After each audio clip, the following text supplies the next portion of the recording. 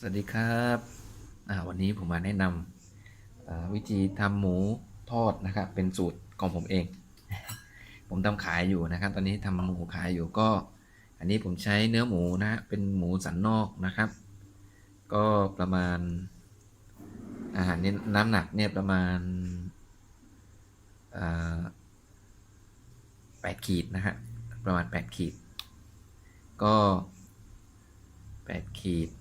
แล้วก็เอามาหั่นนะฮะความหนาก็ประมาณ1 เซนติเมตรตามรูปตามนี้ครับใช้หมูสันนอกแต่ถ้าหาสันในได้ก็ใช้หมูสันในก็ได้ฮะผมลองหมักหมูอย่างอื่นก็โอเคอยู่นะครับก็อันนี้หมูประมาณ8 ขีดนะครับพักไว้ก่อนทีนี้มาดูส่วนผสมอย่างอื่น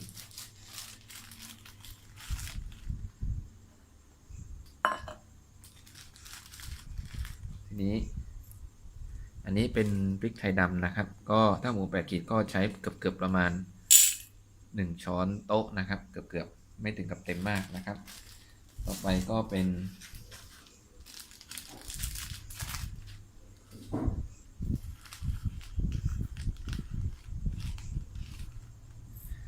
เม็ดผักชีนะครับก็เดี๋ยวออกนิดนึงก็ประมาณนี้ครับประมาณ1 ช้อนชาโดยประมาณนะครับก็ใส่ลงไปนะครับแล้วก็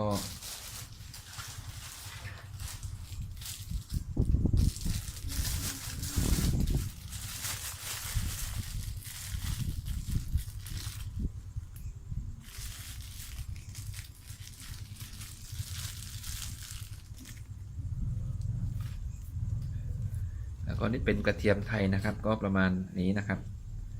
ใส่ลงไปเลยนะครับ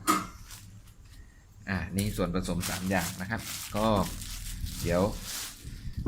เราเอาไอ้3 สหายนี้3 เกลือนี้ไปตำก่อนนะครับตำให้ละเอียดนะครับเดี๋ยวขออนุญาตตำ3 เกลือก่อนนะครับ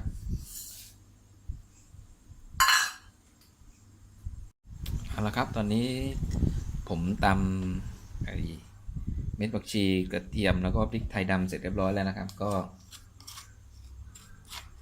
ทีนี้เราเอามาใส่เลยนะครับมาตักใส่เลยนี่ครับ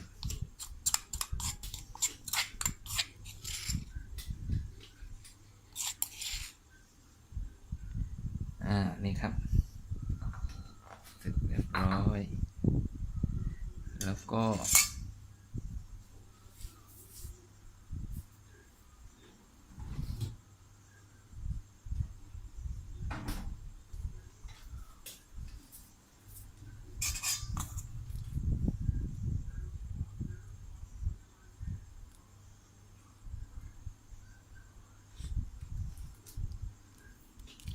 ส่วนผสมต่อไปก็เป็นนมนะฮะนมจืดนะฮะนมสดรสจืดนะครับก็ประมาณ2 ช้อนนะครับนี่ฮะพอดีเลย2 ช้อนโต๊ะพอดีนม2 ช้อนนะครับนมจืด2 ช้อน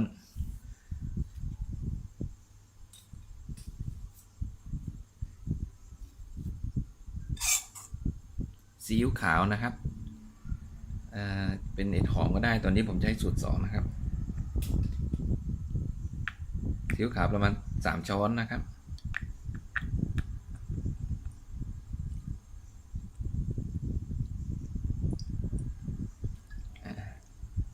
ซีอิ๊วขาว3 ช้อน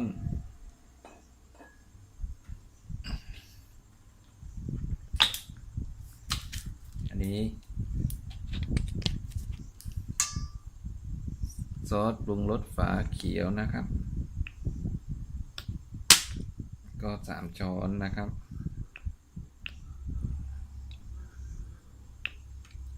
แบบนี้ครับ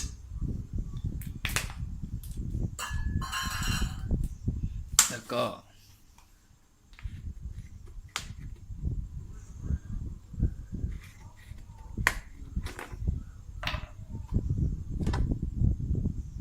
อันนี้เป็นน้ำมันหอยนะครับ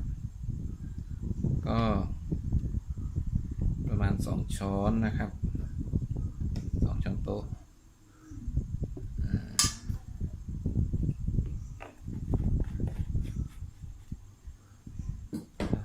ก็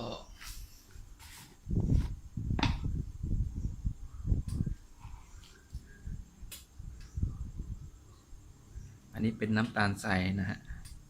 ก็ประมาณ1 ช้อนโต๊ะนะครับแล้วก็ตามด้วย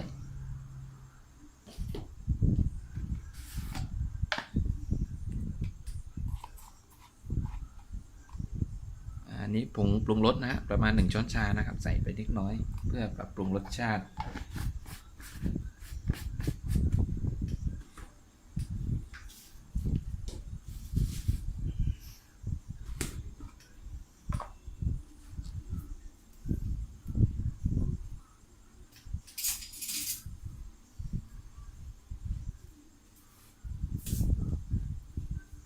ส่วนนี้เป็นน้ำตาลปี๊บนะครับก็ประมาณนี้นะครับประมาณ1 ช้อนโต๊ะประมาณนี้นะครับ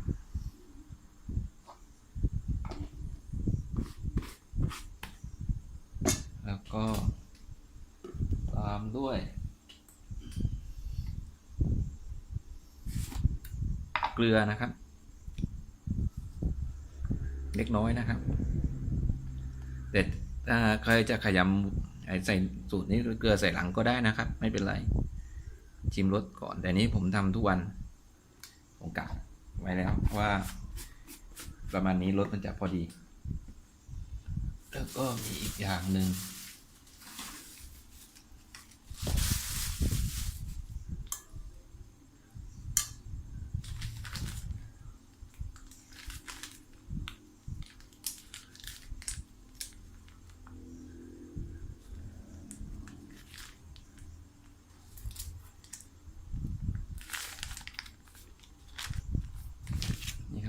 เป็นแป้งมันนะครับ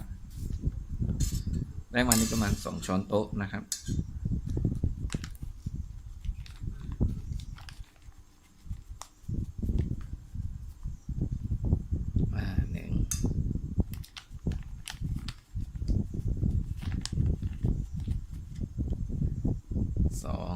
แค่นี้ครับโดยประมาณหลักๆก็อันนี้คือส่วนผสมสำหรับหมักหมูนะครับทั้งหมดที่ผมใช้หมักอยู่ครบส่วนมีอีกอย่างหนึ่งนะครับก็คือวันนี้แป้งทอดกรอบนะฮะแต่แป้งทอดกรอบเนี่ยไว้ใส่ตอนทอดนะครับไว้หมักตอนทอดอีกทีเดี๋ยวตอนทอดผมจะทำให้ดูอีกทีหนึ่งนะครับ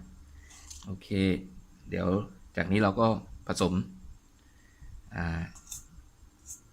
ส่วนผสมทั้งหมดคลุกหมูนะครับให้เข้าใช้เวลาผสมนานนิดหนึ่งนะคือขยำ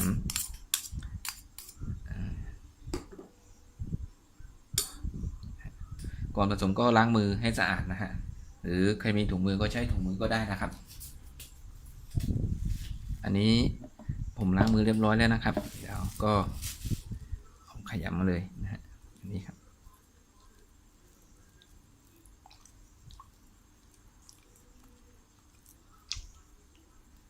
เอาละครับ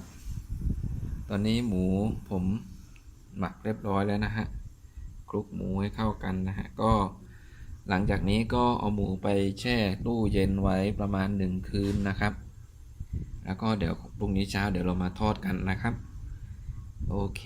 เดี๋ยวเจอกันตอนทอดทีนะครับ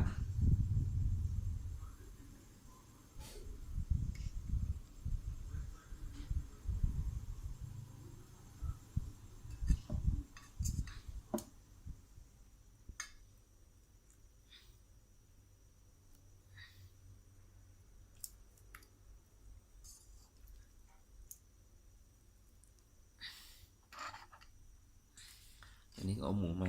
ชุบนะครับแล้วเดี๋ยวเอาไปทอด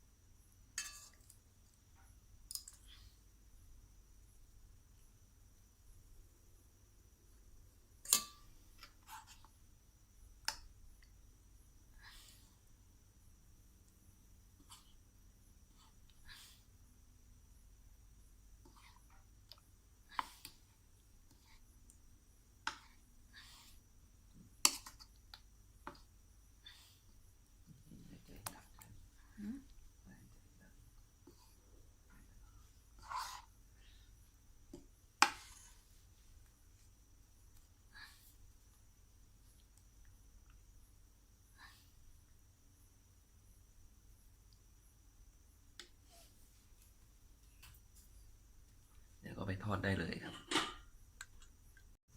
ตั้งกระทะนะใช้น้ำมันแล้วก็เยอะนิดนึงแล้วก็ใช้ไฟกลางนะครับในการทอด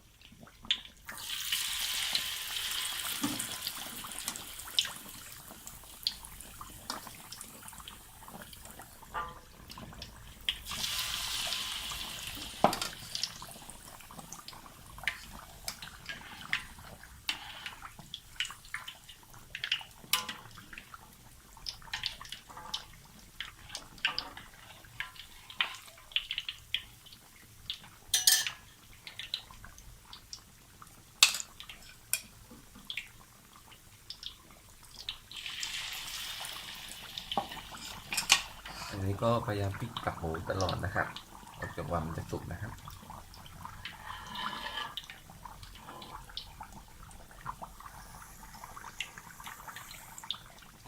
เดี๋ยวผมทอดหมูไปเรื่อยๆนะครับเดี๋ยวจะให้ดูตอนทอดเสร็จทีนะครับ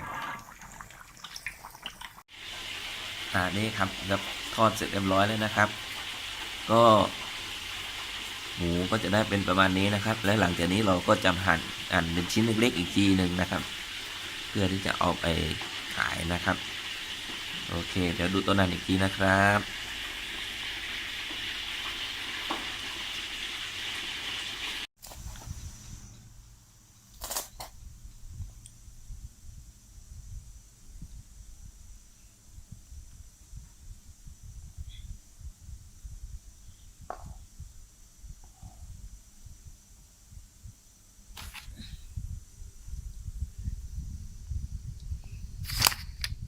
นี่ครับหมูที่หั่นเรียบร้อยแล้วนะครับเดี๋ยวก็เอาไปบรรจุกับข้าวเหนียวนะครับ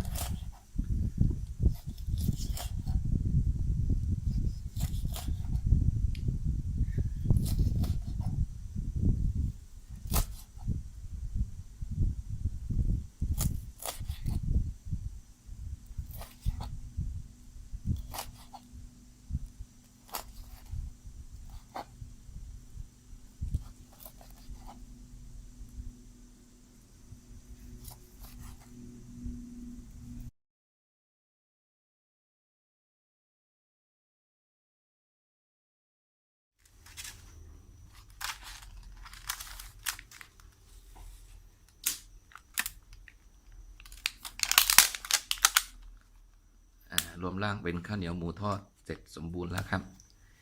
โอเคก็คลิปนี้เดี๋ยวจบไว้แค่นี้ก่อนนะครับแล้วเจอกันใหม่คลิปหน้านะครับสวัสดีครับ